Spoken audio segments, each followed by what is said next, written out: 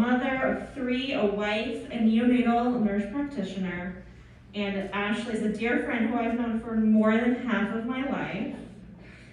Ashley will be sharing how even over a decade of experience and expertise in neonatology and newborn medicine could not prepare her for the feelings and fears that brought up when her own child needed to visit the emergency room.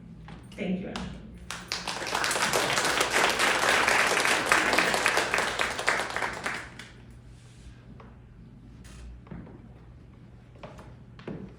So when I was pregnant with my first child, very newly pregnant, I got advice from someone who said, I'm gonna tell you, they are who they are in the womb.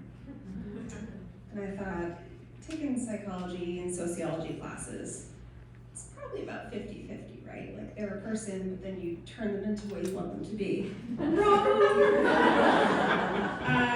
I've since had 3 children. My first, Margot May, constantly doing flips and acrobatics in there. On the outside, same exact person. She's a sweetheart, but hugs elbows and knees to this day. My second, I went in because I thought I'd had a miscarriage. I had no symptoms of pregnancy. Got to the appointment, told my husband, I think you're probably gonna wanna call out of work for me to go in for this. And then last minute I was like, no, never mind, I'm just gonna do it myself. And I go in and they put the probe in, just his little heartbeat. They're like, oh, you're released like 8 to 10 weeks. Okay. And the entire pregnancy, I thought I lost it every single week. Kick counts, the nausea and vomiting, none of it. He gently rolled around now and again. And even on the ultrasound photos we have of him, he's like kicked back, legs up, arms behind his neck. He's still the same person, just like chill dude. And then my third, June, she just has it figured out. And like everything went as expected, the pregnancy and who she is. She came out like one of those like baby elephants. It's like they're born and they're walking and eating, and it's like, that's June. Like she, maybe because she's the 3rd kid, but she just does it. And then me, my mom loves to tell this story. It's a simple story, but it's very me. That my Nana was teaching me to tie my shoes. I was like 3 years old. And I looked at her and said, Nana, no, I'll do it my known self. My known self. It's still who I am. So an example of this from my personal life, my husband and I lived on Peaks Island for a while, and then we got married. We were like, let's go to California. It's good for our jobs, try out California. And I was like, I'm gonna go out by myself first. And so I flew out there, backpack.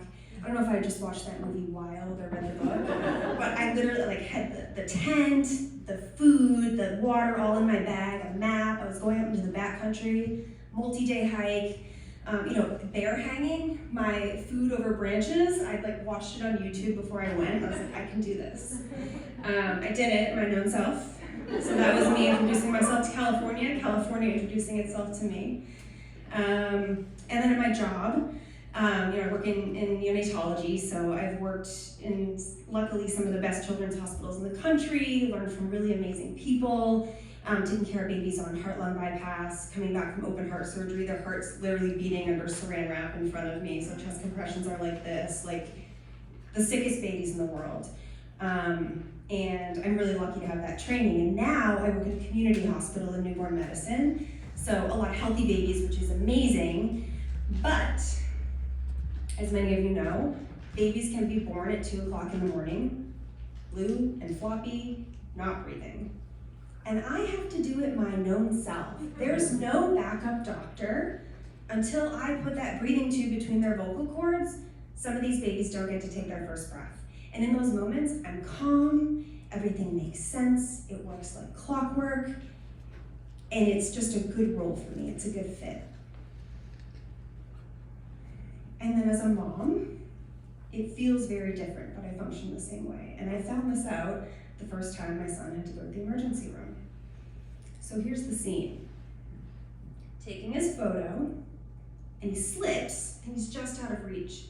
And then there's blood everywhere. And so I remember just for a moment, just noticing what everyone's doing. My brain is like, what? Okay, absorb what's going on. My son obviously is crying. He's a mixture of like tears and snot and blood, so I don't know where it's coming from. My mom is running circles around the aquarium where we were, looking for help. And I just remember thinking, I am the help. What is she doing? My husband, very thoughtfully is like rifling through the diaper bag. I still don't know if he was looking for anything in particular. He was just like being busy and being helpful, and waiting for direction. Because as you know, I do it my own self, so I'm always like, get this, do that, if I need something quickly. My stepdad was kind of like standing there doing nothing, so I said, take Margot, my then 4-year-old, like take Margot outside. I don't want her to see this.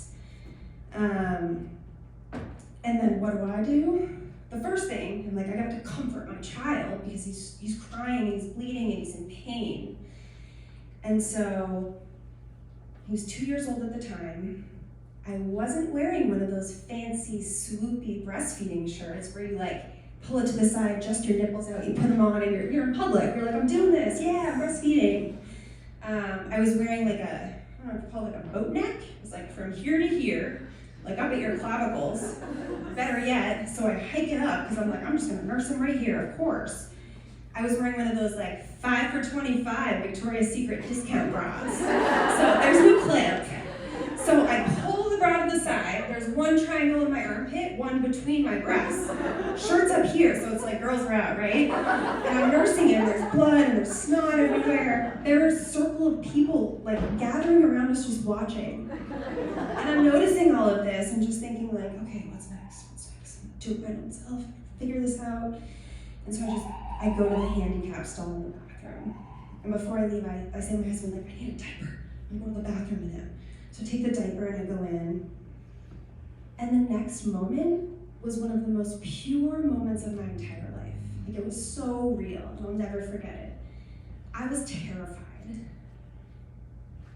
He was terrified, and I'm sitting there, and I'm nursing him, and I'm rubbing his sweet blonde mop of hair. I'm just it's okay, buddy, it's okay. And I just feel him relax into my body, and I relax into his body. I'm this is literally thinking this is what life's about. I'm gonna comfort him and figure this out. And so I'm gonna assess the bleeding, right? Where's this coming from? I'm gonna do it myself. And so pull him off, and I take the diaper and I squeeze his lip really tightly because it looks like it's coming from his mouth. And I take the diaper off, and there's a huge cut on the inside of his lip. And I can see it's kind of jagged. I'm that's probably its teeth that went through his lip. Put him back on, calm him down, take him off again, and I squeeze his lip. And then I let go, and I look on the outside, and I'm he bit straight through his bottom lip, straight through to the outside. Is this the worst wound I've seen in my entire life? Absolutely not. Is this the worst thing a parent can endure?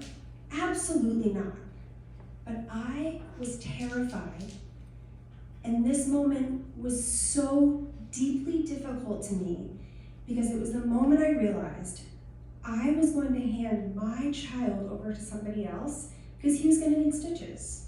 So something I was going to fix in the bathroom of an aquarium.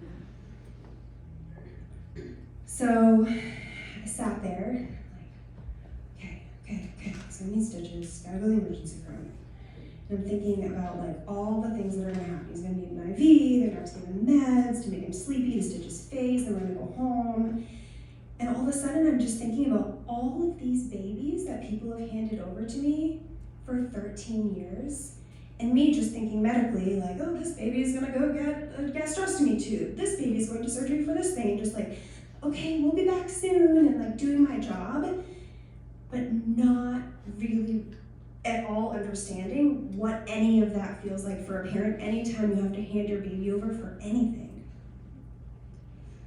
And so we get into the car, and we're going to the emergency room, and he is who he is. It was so sweet. I know he was in pain, I know he was scared, and he was just sitting there in the back seat.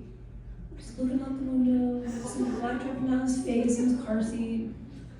Just like, and that is who he is.